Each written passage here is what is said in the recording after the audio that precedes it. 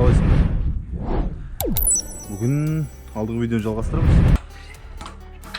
Мотоцикл неге 85-тен аспайтынын тексеру керек. Бүгін көреміз карбюраторды регулировка істеп көру керек. Регулировка істелгенде ПЗ-300-ға регулировка істелмейді деп қойдым, по-моему. Просто алып тазалап көру керек. Неге ондай болып тұрған? Воздушный фильтрін алып тастау керек. Хотя бы фильтрдің сеткасын алып тастау керек те. Зажигание зазорын көру керек қандай екен. И свечаларды қарау керек қазір, в первую очередь. Цветтер қандай екен, может богатить етіп тұр, может аз беріп тұр, соны сразу сөйлерін тексеріп аламыз.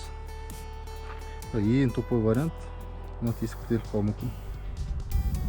Бұл тесік бітелсе, бензин ішінде вакуум болып қалады да, бұл шықпайды сонымен.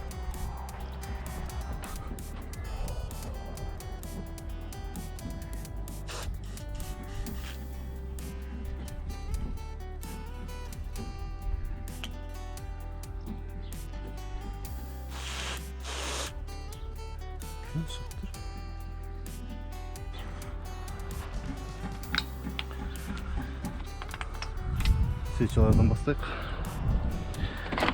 Свечалар в идеале қоңыр болып тұру керек, светлый.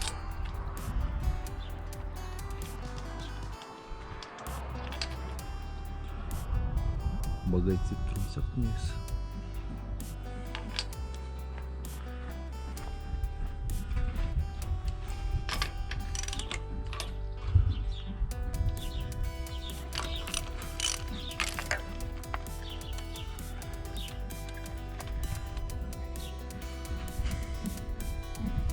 Ну, ақшылдау екен. Чуть-чуть.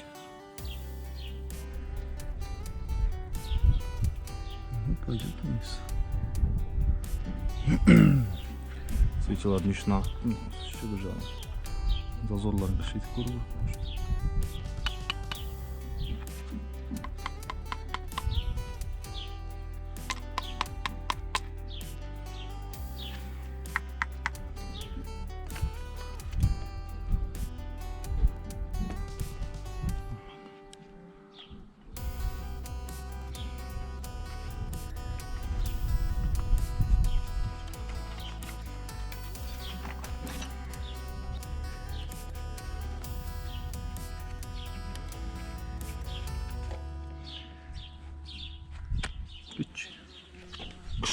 Твою мать.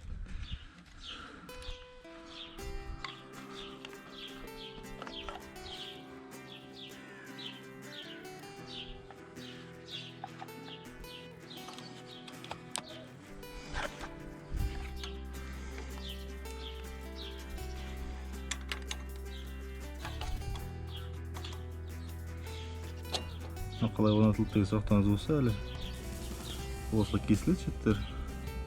Мына жерге шпилька салынады, бір жағы емесін, бір жағы емдейсіз. Осындай үлкен шайбымен гайкалар оңға болды. Карбюратор өзі герметикпен тұр.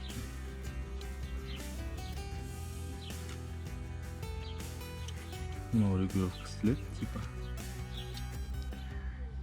Регулировка істелмейді шығар осылай.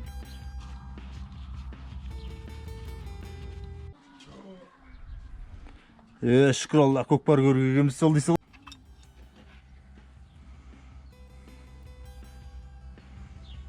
Жоқ, герметик ішіне кетпеген. Сыртында ғана апты.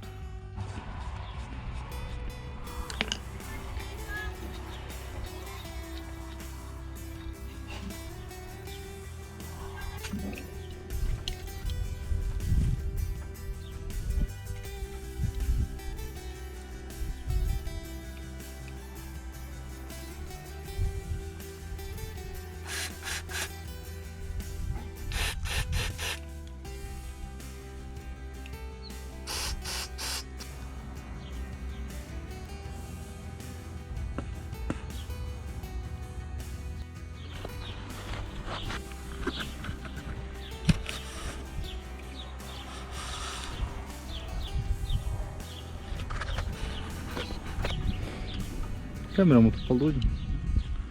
Мынаны қоя тұрамыз енді. екіншісін бастайық. Екіншісіне дәл осылай істейміз. Дәл осылай қарап жасап тастаймыз екіншісіне. Ендігі мәселе мынау иголкаларын көрейік, қай жерде тұрғанын.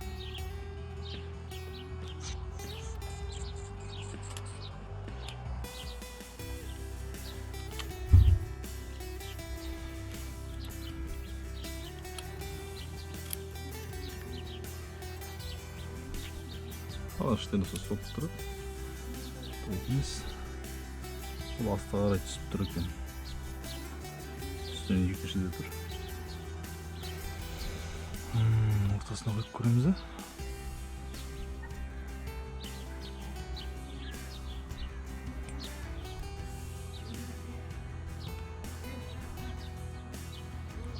Ортасына қойып көреміз.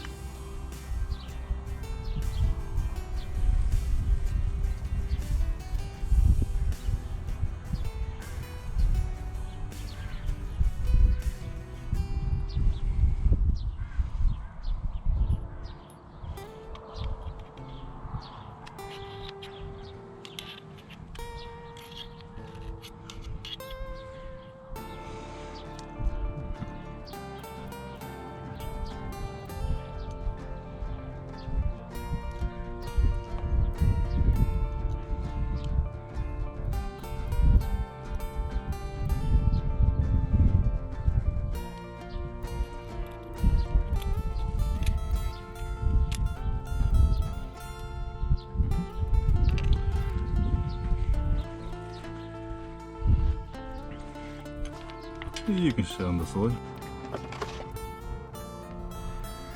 Ендігі мәселе мынау воздушный фильтр шешіп көргім келіп тұр. Может, бұл бітеліп тұр. Бұны айырбастамадық қой ешқашан. Бұны айырбастайтын ештеңесі жоқ ішінде. Уралдың өзінің заводский фильтрі тұр бұл жерде. Бұл дегеніміз ішінде леска болады, маймен пропитанный. Болды. Қазір көрсетем мынау.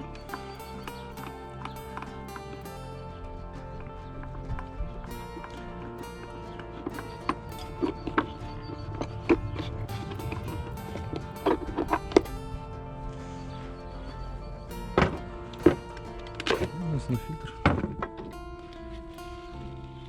Şimdi olsa da leska тұрады.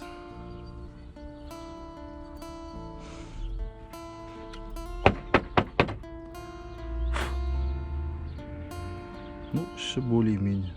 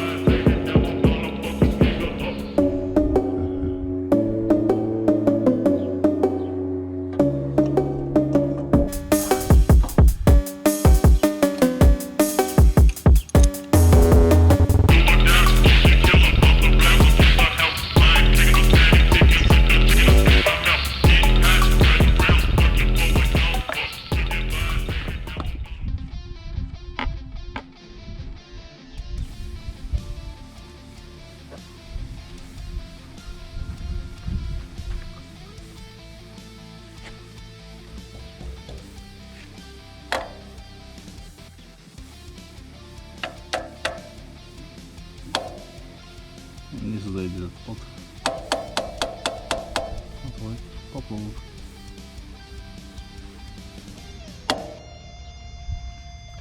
Ну, поплыл вниз сзади, пот, посмотришь, пот тебе. Держишься, поет. Вот что не пить. Равно стыгна гит кому солд. Маленький сырик. Май жемит, бірақ сонда қорқасың. Май гит қалады.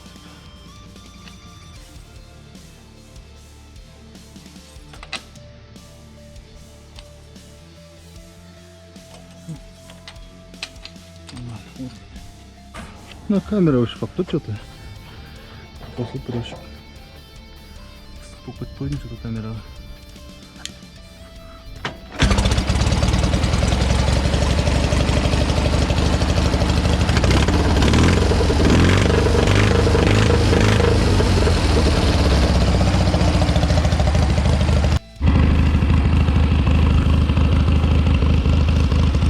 Так, думаю, нормально сектор.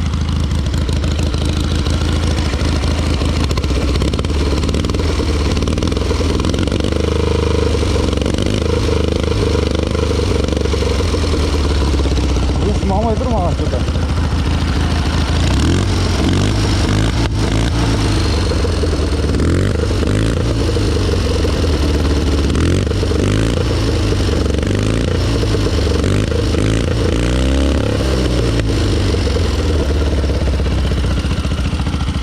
Көреміз енді тест-драйв. Жүзге на барып көреміз. Закрытый мотополигонда істейміз ғой, обязательно.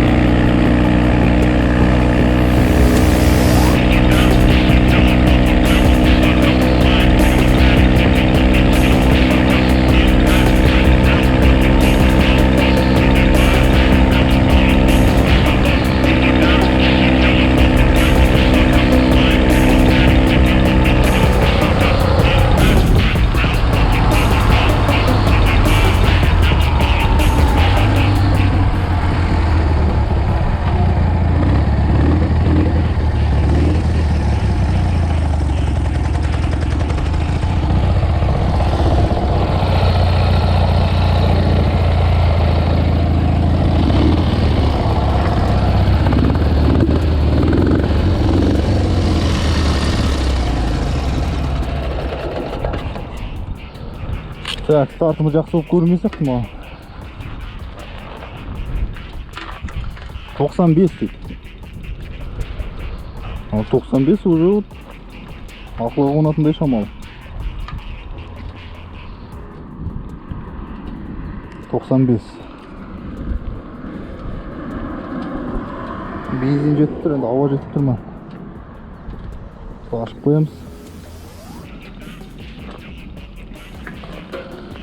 Ай,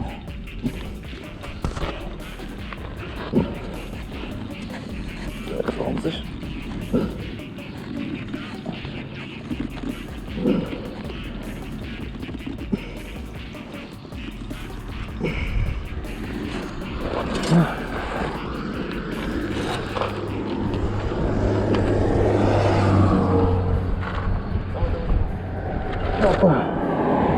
О. Екі жағында ісіп қойық. Ауаны прямойнан алып тұрсын.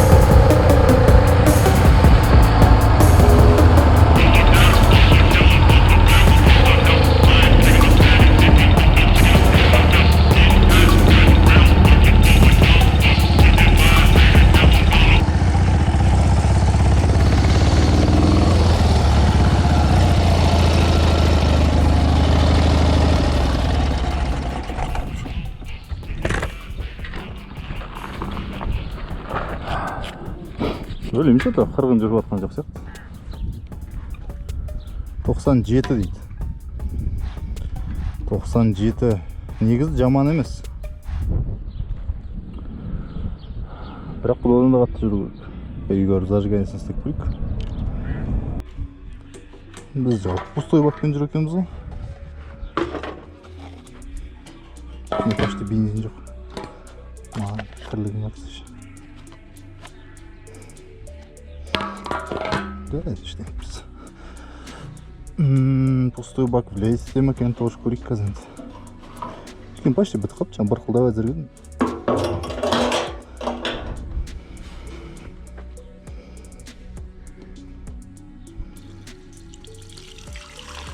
Обязательно баққа тауы керек болсын. Бірақ менің ойымша карбюратордың ішінде бензин болса, солмен жүреді ол. О.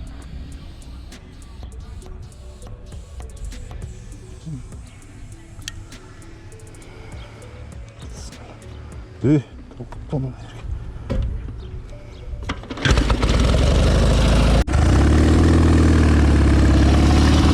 Арғы солай. Жеті.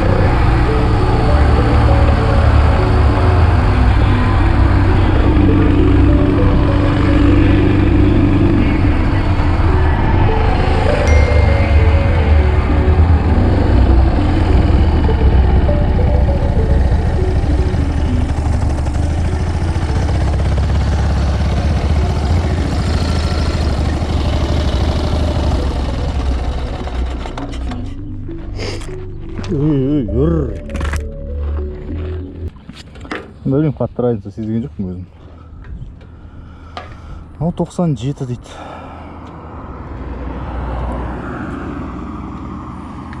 Тоқсан жетіден асқан жоқпыз, значит.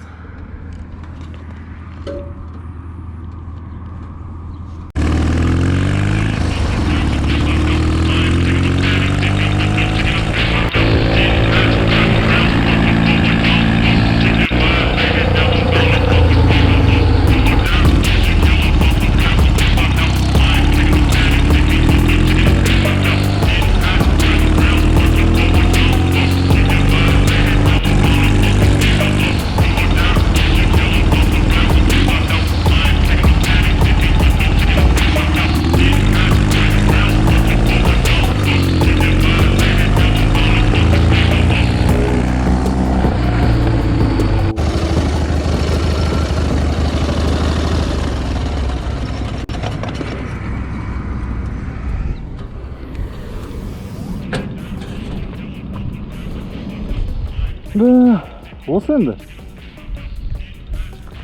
Бүгінгі максималка 97 болды. Енді білейін, не істеу керек болатын. Редуктор 8 жасап көруге болады тағы. Басқасын білейін, зажигание тексеріп көрдім. Оның да зоры жақсы болып тұр.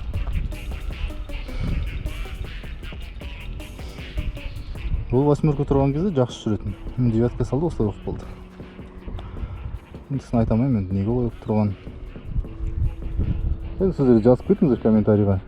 Может, біреуде Урал бар, тоже осындай проблемасымен. Немесе білесіздер, неден болуы мүмкін, ол қалай болып тұр. Редукторға девяткамен басқаның Уралдары жүреді енді. Ең ұнатпай тұрған.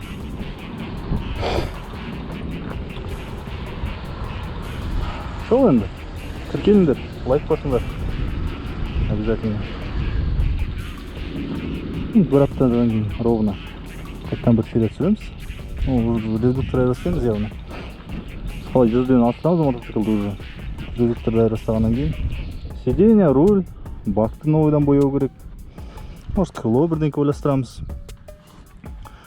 Соның барлығын істейміз. Және интернеттен бір фотолар болса, жақсы Уралдардың соның фотолар жіберіп тұрыңыздар. Соған ұқсатып істейтін. Басқасы ол енді айтатын жоқ.